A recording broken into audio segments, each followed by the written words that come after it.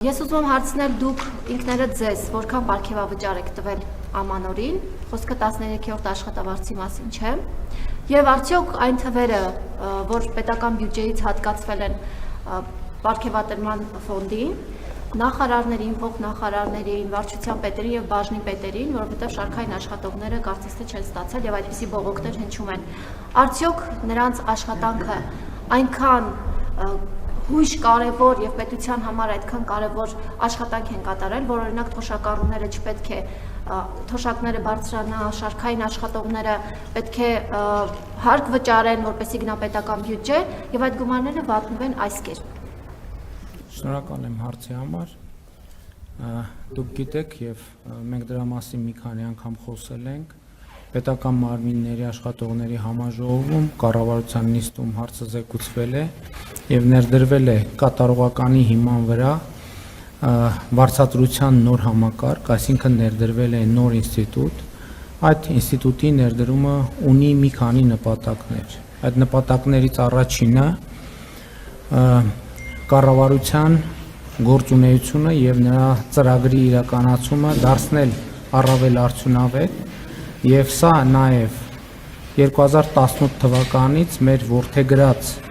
0 կոռուպցիա եւ 0 հանդուրժողականություն կոռուպցիայի նկատմամբ քաղաքականության գործնական շարունակությունն է, որովհետեւ մենք որդեգրել ենք ամբասիր եւ որևէ ազդեցությունից զերծ պաշտոնյայի տեսլականը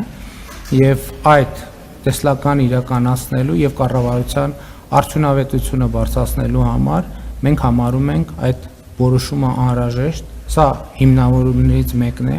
հաջորդ հիմնավորումը այն է, որ մենք պետք է պետական համակարգում աշխատանքի մրցունակությունը շարունակաբար բարձրացնենք, որովհետև մենք տեսնում ենք, որ պետական համակարգից որակյալ աշխատողների արտահոսք կա դեպի մասնավոր հատված եւ ընդհակառակը մասնավոր հատվածից նույնիսկ բարձրաստիճան աշխատանքների հրավիրելիս մարդիկ օբյեկտիվ պատճառներով կամ սուբյեկտիվ պատճառներով չեն կարողանում ընդունել առաջարկը, ինչքան էլ ուզում են, որովհետեւ օրինակ մարդիկ կան, որ այլ տեղերում հաջող կարիերա են անում եւ երբ որ մենք նրանց հրավիրում ենք աշխատանքի, նրանք բերում են շատ բարձ հիմնավորում։ Նրանք ասում են, այո, մենք ուզում ենք մեր պետությանը ծառայել, բայց այս ընթացքում մենք ստանձնել ենք ֆինանսական պարտավորություններ, որը մեր ընթացիկ աշխատանքի հետ լիարժեք, համարժեք եւ համապատասխան է, եւ մենք օբյեկտիվորեն չենք կարող այդ որոշումը ընդունել, այսինքն տեղափոխվել աշխատանքի պետական համակարգում։ Հաջորդ հիմնավորումը այն է, որ մենք վերջին շրջանում նկատում ենք միտումներ, որ պետական բարձրաստիճան պաշտոնյաները որոշակիորեն իրենց իրավունքները պաշտպանելու առումով խնդիրներ են ունենում, ինչու, որովհետև հատկապես ապատեղեկատվության պայմաններում շատ պաշտոնյաներ կամ պարզապես չեն կարողանում իրենց իրավունքները դատական կարգով պաշտպանել, որովհետև ունեն ֆինանսական սահմանափակումներ եւ մենք դեպքեր ունենք, երբ որ մարդիկ իրենց պարզ իրավունքները պաշտպանելու համար ճիշտ է դատարանի որոշումներով հասել են լուծումների, բայց ասենք 1 միլիոն, 1.5 միլիոն դրամ գումար են ծախսել, բայց դատարանները նրանց փոխհատուցել են դատական ծախսերի ընդամենը 10 կամ 20%-ը, մյուս կողմից մենք տեսնում ենք միտումներ, երբ որ հայտնի շրջանակները բազմամիլիոն դրամանոց հայցերի դրամների հայցեր են ներկայացնում պետական պաշտոնյաների դեմ եւ ըստ էության մենք դա գնահատում ենք որպես պետական համակարգը կաթվածահար անելու հիբրիդային սպառնալիք, որովհետեւ ինչքան էլ կտևի այդ դատական գործերը, այնուամենայնիվ անհրաժեշտ է իրավական պաշտպանություն, իսկ իրավական պաշտպանության համար անհրաժեշտ են ծախսեր եւ այլն եւ այդպես շարունակ եւ հաջորդ գործոնը, որը պակաս կարևոր չեմ համարում, հետեւյալն է, որ ես առիթ ունեցել եմ ասելու, Հայաստանի ներդրումային միջավայրը էականորեն փոխվում է։ Շատ էականորեն է փոխվում եւ Հայաստանի Հանրապետություն հոսելու են մեծ ներդրումներ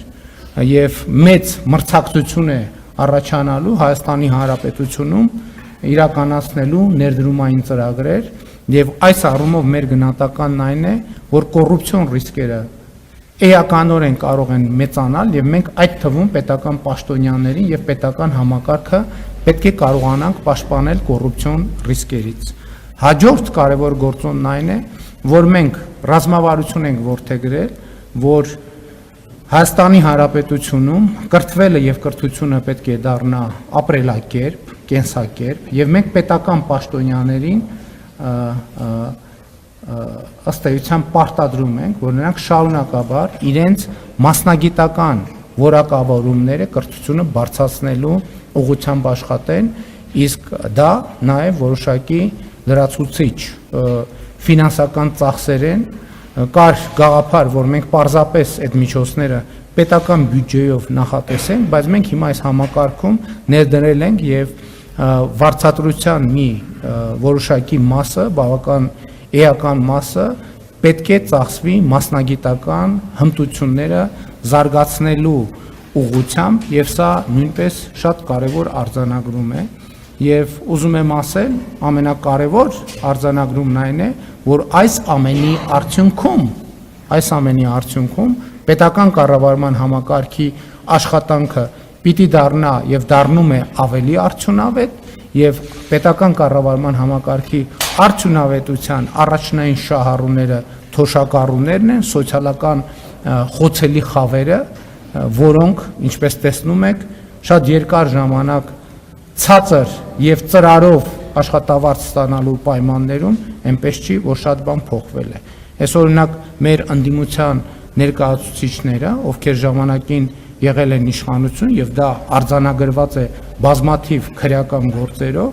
այդ թվում երկրի ղեկավարի ընտանիքի անդամից ծրարով աշխատավարձ են ստանալիս եղել։ Եվ դա կոռուպցիոն երևույթ է։ Մյուս կողմից մնացած բոլոր հիմնավորումները ես կարծում եմ, որ այո, այդ որոշումը անհրաժեշտ էր կայացնել, այդ թվում պետությունը եւ պետական ինստիտուտները ուժեղացնելու մեր ռազմավարության շրջանակներում, ինչ վերաբերվում է ինձ, նախկինում ես այդ համակարգից երբեք չեմ օգտվել, բայց սա